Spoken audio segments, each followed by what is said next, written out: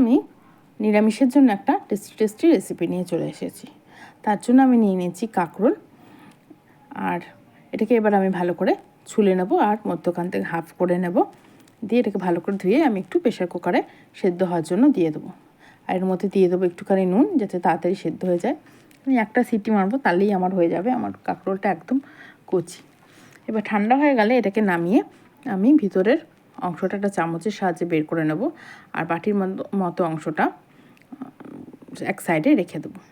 সবকটা এইভাবে আমি বের করে নেওয়ার পরে আমি কড়ার মধ্যে দিয়ে দেবো একটু সরষের তেল, আর তার মধ্যে দিয়ে দেবো একটা শুকনো লঙ্কা আর কালো জিরে।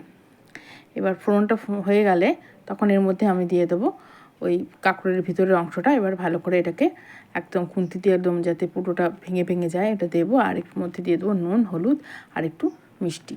এবার ভাজাটা হতে হতে সাইডে আমি একটু সর্ষে পোস্ত আর একটু কাঁচা লঙ্কা বাটা করে নেব। ভাজাটা হয়ে গেলে তখন আমি ওর মধ্যে এই পেস্টটা এর মধ্যে দিয়ে দেবো। একটু ঝাল, নুন, মিষ্টিটা যে যার টেস্ট অনুযায়ী দেবেন।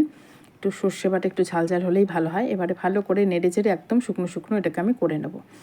দিয়ে এবারে আমি একটা বাটির মধ্যে একটু বেসন, একটু চালের গুঁড়ো আর নুন, হলুদ, মিষ্টি আর লঙ্কার গুঁড়ো দিয়ে একটা ব্যাটার তৈরি করে নেব। একটু ঘন ঘন করে ব্যাটারটা করব, যাতে বেশ ভালো হয়। ঠিক আমরা বেগুনির ব্যাটার যেভাবে করি ঠিক সেরকম একটু ঘন ঘন ব্যাটারটা করে নেব।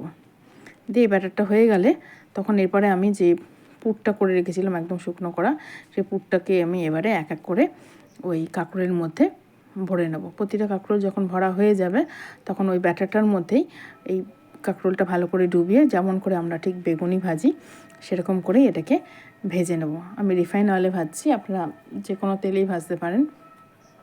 গরম গরম ভাজবেন আর এটাকে সার্ভ করবেন। নিরামিষের দিনে এটা পাতে থাকলে বেশ ভালোই লাগে।